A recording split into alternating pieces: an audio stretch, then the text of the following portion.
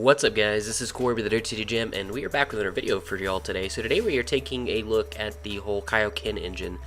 This is something I've not really, outside of the Porunga deck, I've not really taken a whole lot of look into, and with the Porunga deck we are ramping and just playing it for 7, versus, trying to get them out for 5, and you want to get out for cheap and everything like that. There's a couple different variations of decks like this running around.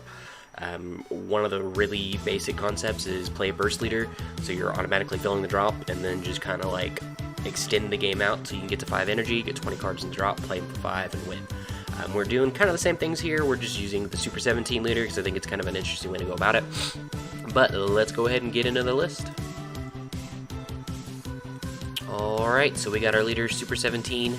And then Super 17 Evil Entwined on the back. On his front side, he's an auto burst 2. Whenever this card attacks, draw 1 card. Again, this is how we're filling up the drop to make sure we get our 20 red and green cards in there. It's also allowing us to continually draw, so we're not going super neg in the hand advantage department and everything like that. So we're just consistently just drawing cards and pitching cards and into the drop without having to actually remove cards from our hand, which is nice.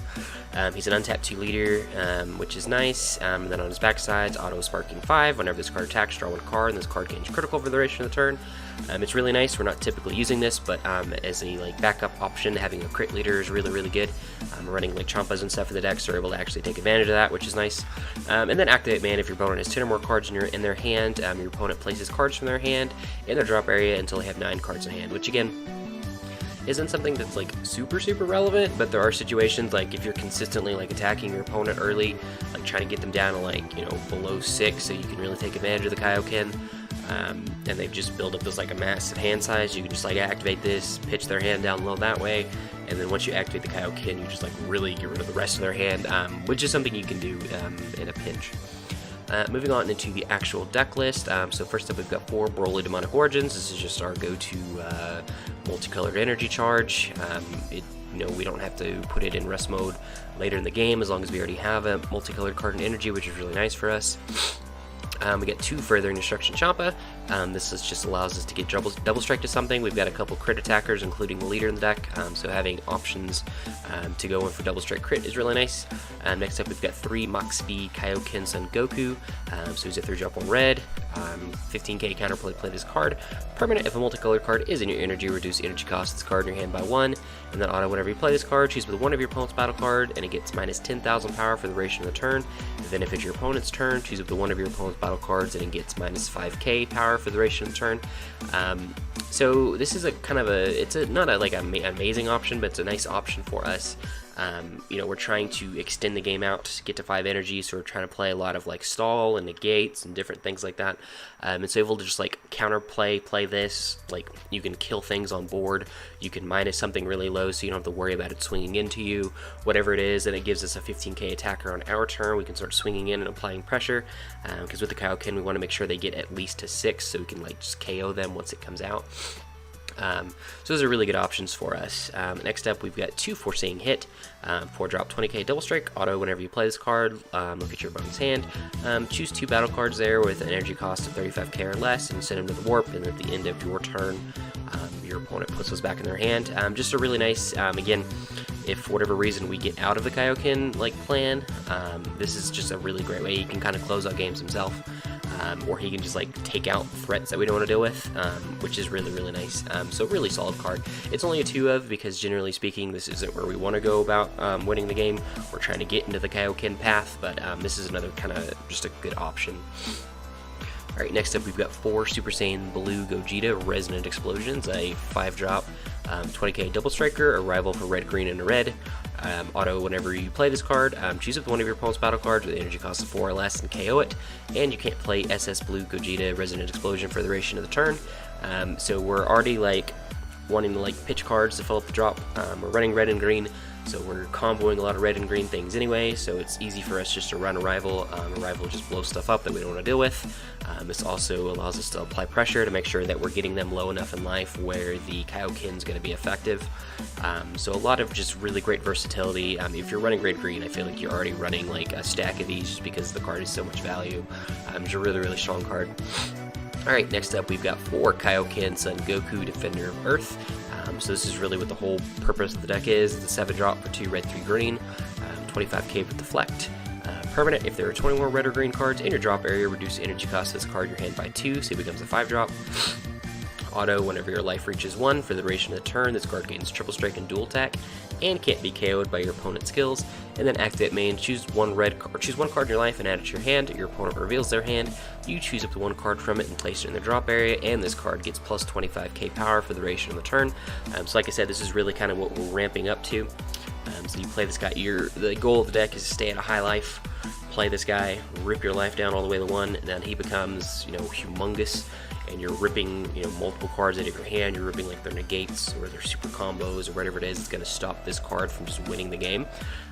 So it's really what he's just a great thing for. He's just a fantastic bomb. He's incredibly hard to deal with, having deflect, so they can't just like deal with it right away. They have to have different options like the counterplay card and things like that. But if they don't have access to those, for whatever reason, Kaio-Ken just comes out and pretty much can win the game. You have to get the 5 energy, and you still have to get 20 cards in the drop, but the deck's doing a lot of things to make sure you're getting to that point. So it's really good for you. We are running 4 just because you are a burst leader, so you are, randomly milling the top 2 cards of your deck, and I want to make sure you at least see one of these so you can win with it. So you don't want to like only run 3 and then randomly mill 2 and then 1 be in the life or something like that, and you just can't have access to it. So I feel like 4 is the appropriate number. Next up, we've got 4 Trunks, Bridge to the Future. So 1 drop, 1 green, 5k. Auto, whenever you play this card, look at the 2 cards from the top of your deck, choose up to 1 sand among them, and then add it to your hand. Then place the rest of the cards in your drop area. So realistically speaking, every time you activate this guy, you should pretty much be making a hit. You've got your Brolys, you've got your Kaio-Kens, you've got your Gojitas, your Kaio-Ken Gokus, you've got more Trunks, Bridge to the Futures, we got Vegeta, our super combos, the Saiyan as well. So you have a lot of different targets to hit that off of. Another great thing about this card is it also puts another card in the drop. Let's say you look at 2, you grab a Saiyan, then the other card goes to the drop. Or you look at 2, neither are Saiyan, they both go to the drop. So this is a nice way to kind of continually fill the drop too. It's a 5k combo, so you can use it for a rival or for defense or whatever you need to do it for. So a lot of different utility there. I am and have been considering replacing this with the 1-drop Gohan from set 7 that looks at the top 7 for a green Goku and adds it to your hand. Just a way to make sure we guarantee hitting the Kaio-Ken. That is something you could go as a route. I think right now I'm comfortable with Trunks Bridge to the Future, but that is something I've been considering as a swap. Alright, next up we've got 4 Endless Malice, Android 17. It's a 2-drop, 2 green, 10k. Auto burst 3. You must place the top 3 cards of your deck in your drop area to activate this skill. When this card attacks, this card gets plus 5,000 power and critical for the duration of the turn. So again, this is more burst effects. This is a critical attack, a 15k critical attack, which applies pressure, which is really good. It's 2 green energy, so it's not super expensive for us. It checks kind of all the boxes of what we're wanting to do. This is just another way to kind of ensure that we're getting all the cards in the drop that we need to get in the drop to get up into the Kaio-Ken. So it's really what he's here for. Next up, we've got 3 Popo Guardian's Aid. It's a 2-drop, 2 green, 15k auto whenever you attack or combo with this card. If your leader card is green, place up to 3 cards from the top of your deck in your drop area. Again, same kind of concept as the Android 17. This is putting cards in a drop. This is doing it effectively for free because you just combo it as a 5k. Really good interactions with this, or you combo this as a 5k, then you combo something else that's red, and now you have a rival activated, so you can just play in like the SSB Gogeta while filling up the drop at the same time and like defending your leader or whatever it is. So there's a lot of really good interactions there. You're not gonna necessarily have to use this a lot of the time, and it's nice because you don't have to pick exactly 3, you can just pick 1. If like it's say I'm got 19 cards in my drop, I just need to get 1 in there, cool, I just combo Popo, I put 1 in the drop, I'm good to go. So some good interactions there. I think it's a solid card. It's by no means absolutely necessary, but it's basically free mill for you, which is what you want. So that's why we're here. And then next up we've got 4 Vegeta the Cruel. It's a 3-drop, 1 green, 15k, counterplay, play this card. Permanent, if a multicolored card is in your energy, reduce the energy cost of this card in your hand by 1, and then auto whenever you play this card during your opponent's turn. Choose up one of your opponent's battle cards with energy cost of 4 or less, KO it, then your opponent chooses 1 card in their hand and sends it to the war. This is kind of working in the same concept as the Mach Speed. We're able to counterplay, play this, we're able to get rid of a threat, and then lower our opponent's hand size, which is nice. And then now we have a 15k beater on board to try to apply pressure. we're doing a lot of like stall, kind of extending the game tactics, and just being able to KO something before it becomes an issue is really nice, especially when you only have to pay 2 energy for it. So I think Vegeta, I mean, if you've been paying attention to the channel for a while, I've said Vegeta the Cruel is probably my favorite card of the set, if not my personal opinion, the best card in the set. And so any kind of opportunity I have to include it in a deck, I'm going to find a reason to. So it's just a really solid card in general. Alright, next up we've got 4 Defensive Stance Super Saiyan Vegeta. This is our super combo. It's a 0-10k all the time. It's a green Saiyan, so our Trunks can find it. The reason why we're running this over something like a Defending Father Paragus is because since this is sparking and we're ideally getting several cards in the drop area, this will be live even at high life totals. The higher life we stay at, the more value we get out of the Kaio-Ken. If we can drop the Kaio-Ken at 6 life, we get 5 hits out of our opponent's hand, which is really strong. And being able to, at 6 life super combo and get out of a 15k swing is just really, really good for you. So there's a lot of advantages here. So that's, I mean, in a perfect world, you would want to run Paragus, because Paragus obviously is just, in a vacuum, the better super combo. But because of what we're trying to do by stalling the game out and staying at that high life total, access to the sparking super combo is just really where we need to be. Moving on to the extra cards, so first up we've got 2 for the greater good. This is just a 1 green, 1 drop counterattack. If the leader card is green, negate the attack, then choose up one of your opponent's battle cards at an energy cost of 1 and KO it. So it's negate and removal, which is nice, and then it's an auto whenever, or it's a permanent. If this card is in your drop area, you can activate it by paying its energy cost and removing it and 1 green card in your hand from the game. So in a pinch, it's like a really great, maybe in the mirror, like they're swimming with a Kaio-Ken, cool, I can just, for the greater good, out of my drop and get out of that situation, so I don't have to deal with it. Since we are a burst leader and we're milling a lot, we're getting these in the drop pretty regularly, so they can just kind of sit there. Maybe your opponent doesn't even realize it's there, and okay, cool, you're swinging with that, you think it's game, here comes for the greater good, and we're kind of safe. So a lot of good options there. Next up, we've got 4 Shocking Death Ball. Just a 1 drop, 1 green, negate, counterattack. If either card is green, negate the attack, then choose up one of your opponent's battle cards with an energy cost of 2 or less and KO it. It's also a sparking 5, which generally we're never going to want to use the sparking on the negate because we want to stay high in life. But able to negate one thing and then pop something else is just great value for us. And next up we've got 2 Speedy Surprise Attack. It's a 1 drop, 1 green, negate, counterattack, negate the attack. Then if your leader card is an android, you may place 1 card from your hand in the drop area. If you do so, choose up to one of your opponent's battle cards with energy cost of 3 or less and KO that card. So again, this is removing threats off the board. This is also filling the drop. Whenever you play the Speedy Surprise, if you pitch a card, now you get 2 more cards in the drop, which is nice, and you're killing something, so you're removing threats off the board. You're able to keep your life up high, especially if your opponent sequences incorrectly, like Swim with Leader. You go, cool, Speedy Surprise, negate that attack, now I'm going to pop up that threat that you played, so now I don't have to worry about that later in the game. So again, just good value.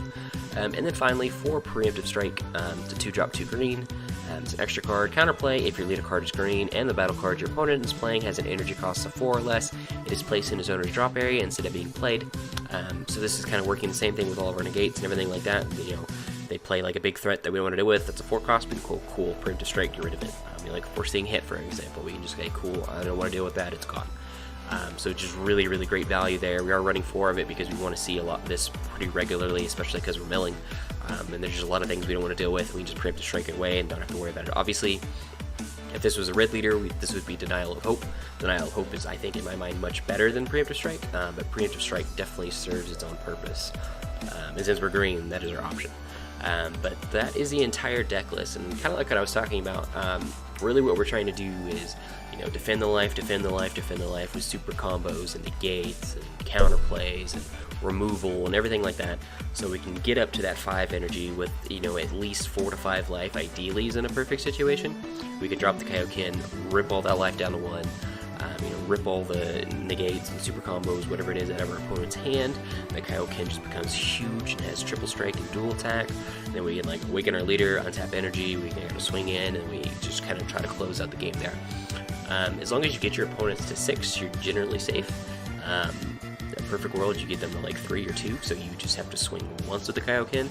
So even if they have a drop negate or a blocker or something like that, you can kind of get past that. Other interactions that are nice when you're untap the energy, if people like to play the Toa blocker, it's a counterplay. You go, cool, now I'll take all the life, go all the way down, rip all of your negates, swing with my leader, and then I'll rival in Super Saiyan Gogeta and get rid of it. or I'll just play like Mach Speed and get rid of whatever that blocker is, or whatever it is that I don't want to have to deal with. So you do have options there, which is nice. I've tested, not like an absolute ton with the stack. I've probably put in about 10 to 15 games with it, and I've had actually like really good success being able to stay in such a high life, because you have so much defense that you can just clear the board of everything, and then once Kaio-Ken comes out, you're just good.